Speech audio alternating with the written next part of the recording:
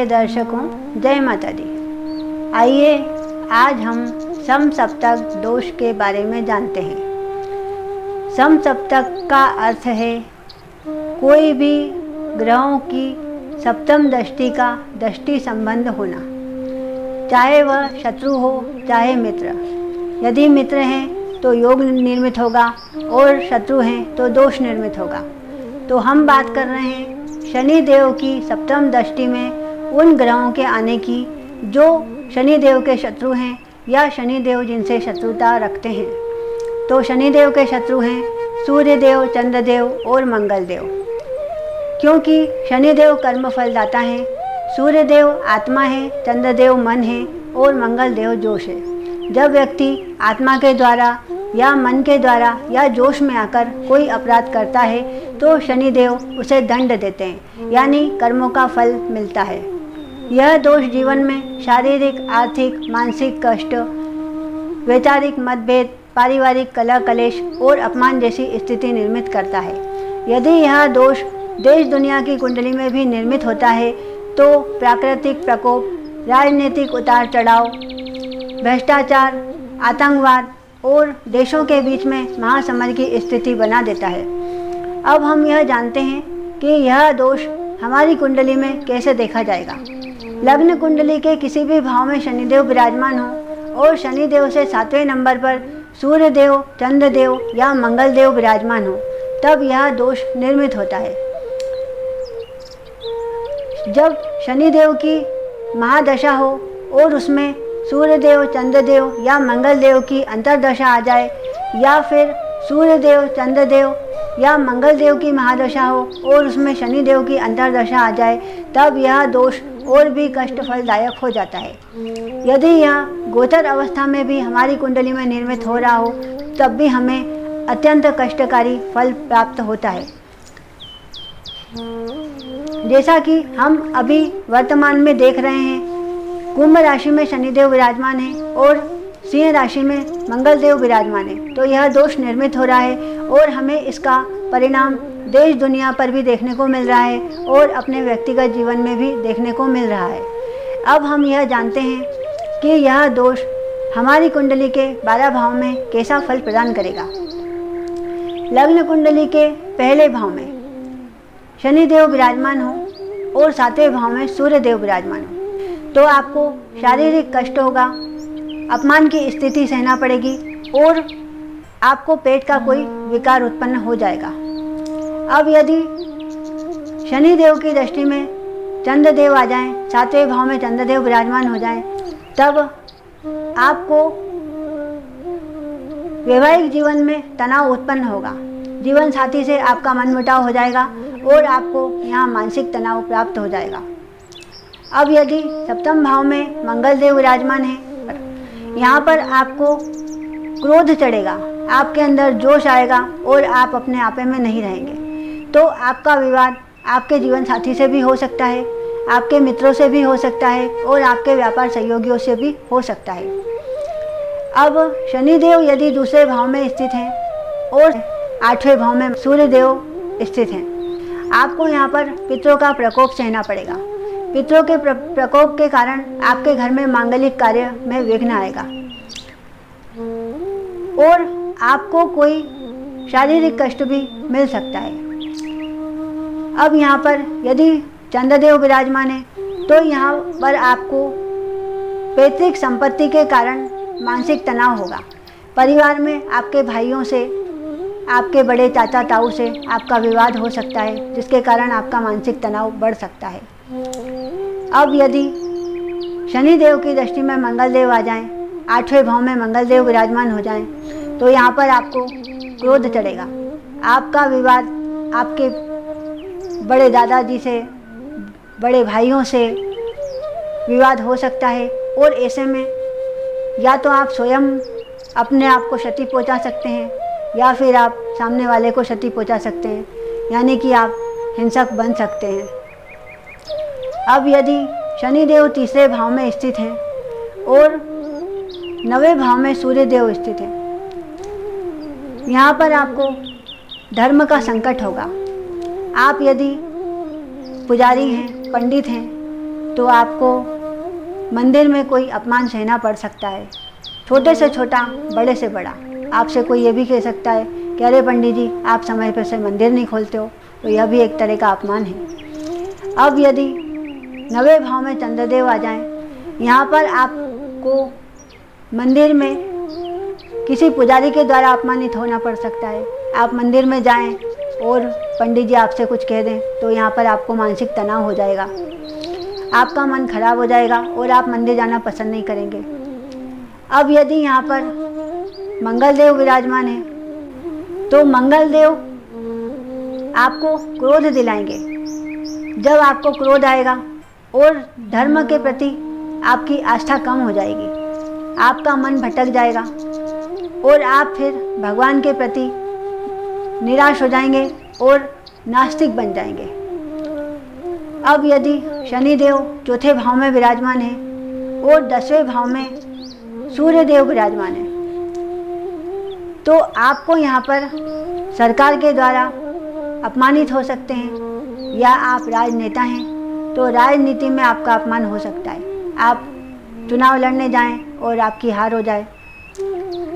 अब यदि यहाँ पर चंद्रदेव विराजमान है तो आपको यहाँ पर मानसिक तनाव होगा।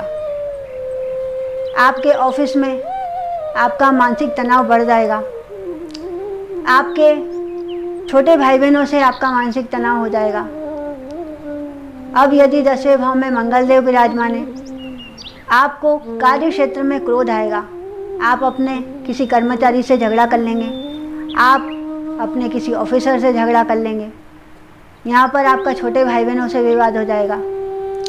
इस तरह आपका कार्य क्षेत्र में अपमान होगा और आपका मन खराब होगा। अब यदि शनिदेव 5वें भाव में विराजमान है और 11वें भाव में सूर्य देव विराजमान है, तो यहाँ पर आपको अपने बड़े भाई बहनों का विवाद सहना पड़ेगा या बड़े भाई बहनों को कोई कष्ट हो सकता है। यहाँ पर आपकी बुद्धि भ्रमित हो जाएगी और आप किसी शेयर मार्केट में पैसा लगाएंगे या किसी की बातों में आकर पैसा लगाएंगे तो आपको पैसे की हानि होगी। अब यदि यहाँ पर चंद्रदेव विराजमान है तो आपका मन आपके किसी मित्र के कारण या फिर अपने बड़े भाई बहनों के कारण या फिर किसी नारी के कारण आपका मन खराब हो सकता है। आपको मानसिक तनाव मिल सकता है और आपको कोई लाभ प्राप्त होने वाला होगा, उस लाभ में आपको नुकसान हो सकता है। अब यदि 11वें भाव में मंगल देव विराजमान है, शनि देव की दृष्टि मंगल देव पर पड़ रही है, तो यहाँ पर आपको अति उत्साह होगा, जोश आएगा और आप जोश में आकर ऐसी कोई भूल कर बैठेंगे जिसका आपको नुकसान भोगना पड़ेगा। तो अपने जोश पर थोड़ा होश रखिए, नहीं तो आपको बड़े से बड़ा नुकसान भोगना पड़ सकता है। अब यदि शनिदेव 6ठे भाव में विराजमान है और 12वें भाव में सूर्य देव विराजमान है, तो आपको व्यर्थ के खर्चे होंगे, व्यर्थ का शारीरिक व्यय होगा। अब यदि यहाँ पर चंद्रदेव विराजमान है तो आपका ऋण बढ़ जाएगा और ऋण बढ़ने के कारण आपका मानसिक तनाव बढ़ जाएगा। अब यदि यहाँ पर मंगल देव विराजमान है तो आपके ऊपर ऋण, रोग और शत्रु का प्रभाव होगा। इसके कारण आपको क्रोध आएगा और आप उनसे विवाद करेंगे। यहाँ पर लड़ाई झगड़े भी हो सकते हैं, मार काट भी हो सकती है और यहाँ पर किसी न किसी की मृत्यु भी हो सकती है। अब यदि शनिदेव 7वें भाव में विराजमान है और लग्न में यानी पहले भाव में सूर्य देव विराजमान है, तो यहाँ पर आपको सरकारी अपमान सहना पड़ेगा।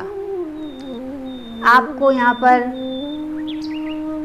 किसी भी भूल के कारण या आप अपने ऑफिसर से या फिर अपनी वाणी के कारण आपको अपमानित होना पड़ेगा। अब यदि यहाँ पर चंद्रदेव विराजमान है तो आपको आपके वैवाहिक जीवन में जो परेशानी है, आपके जीवन साथी से आपका विवाद चल रहा है, उसके कारण आपका मानसिक तनाव बना रहेगा। अब यदि यहाँ पर मंगल देव विराजमान है तो आपको यहाँ पर रात दिन क्रोध चढ़ता रहेगा। आप छोटी छोटी बातों पर क्रोध करेंगे और बिना वजह आपके विवाद होते रहेंगे, जिसके कारण आपको अपने परिवार में अपमानित होना पड़ेगा। अपने मित्रों से, अपने व्यापार सहयोगियों से आपको अपमान सहना पड़ेगा। अब यदि शनि देव 8वें भाव में विराजमान है और दूसरे भाव में सूर्य देव विराजमान है, तो यहाँ पर आपको अपने कुटुंब में अपमानित होना पड़ेगा। आप ऐसी कोई भूल करेंगे जिसके कारण आप अपने कुटुंब के नज़रों में दोषी हो जाएंगे और आपको अपमान सहना पड़ेगा। यहाँ पर आपको आपके आत्मविश्वास में भी कमी आ जाएगी, वाणी में भी दोष आ जाएगा। अब यदि यहाँ पर चंद्रदेव विराजमान है तो आपको पारिवारिक मानसिक तनाव सहना पड़ेगा, या तो स्वयं की भूल के कारण या परिवार में कोई ऐसी परिस्थितियाँ निर्मित होगी जिसके कारण आपको मानसिक तनाव सहना पड़ेगा। अब यहाँ पर आपको धन की भी हानि हो सकती है। आप यदि किसान हैं तो आपको फसल की भी हानि हो सकती है, आपकी फसल बिगड़ सकती है या घर में रखा हुआ अनाज खराब हो सकता है। अब यदि यहाँ पर मंगल देव विराजमान है तो मंगल देव आपको क्रोध दिलाएंगे और आपका परिवार में, कुटुंब में विवाद हो सकता है, आपके झगड़े हो सकते हैं। यहाँ पर आपकी वाणी में इतना दोष आ जाएगा कि आप कटु वचन कह देंगे, आप गाली भी दे सकते हैं, जिसके कारण आपको बहुत ज़्यादा अपमानित होना पड़ेगा और ये भी स्थिति बन सकती है कि आपको घर त्याग के जाना पड़े।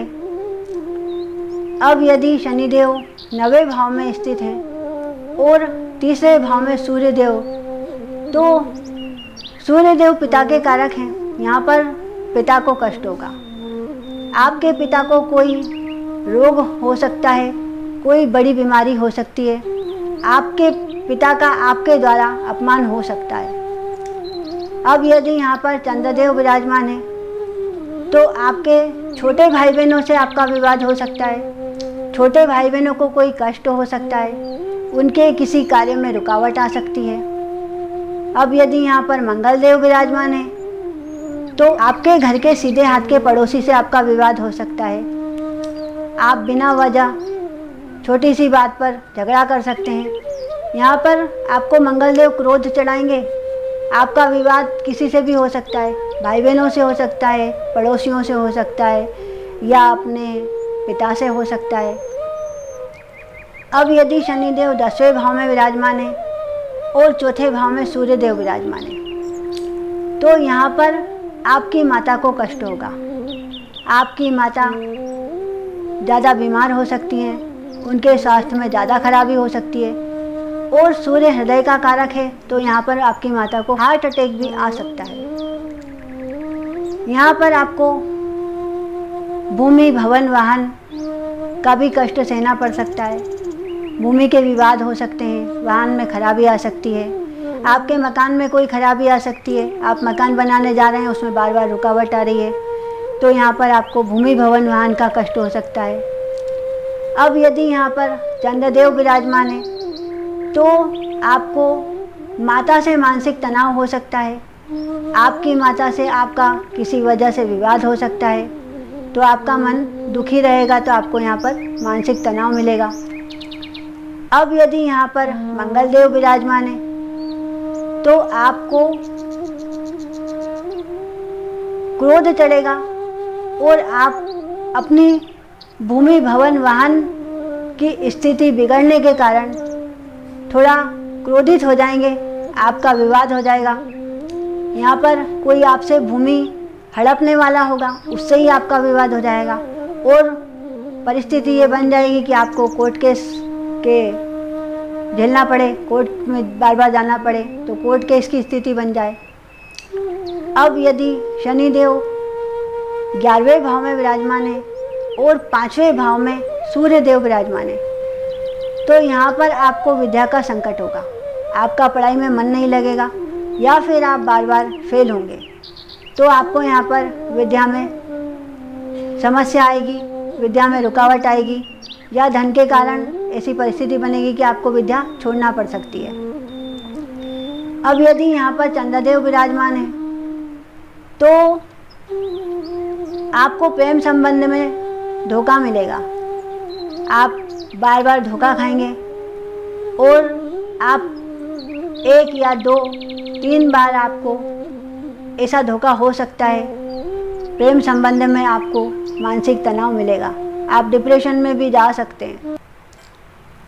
यदि यहाँ पर मंगल देव विराजमान है तो यहाँ पर आपका संतान के प्रति टेंशन होगा। संतान कोई ऐसी भूल करे या संतान से ऐसी कोई गलती हो जाए जिसके कारण आपको क्रोध आए, आप संतान को मारें, डांटें, इस प्रकार आपको क्रोध चढ़े।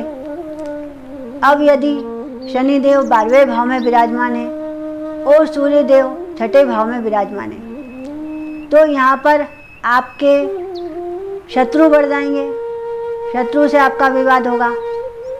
आपको बैंक के प्रति कोई इल्ज़ाम लग सकता है।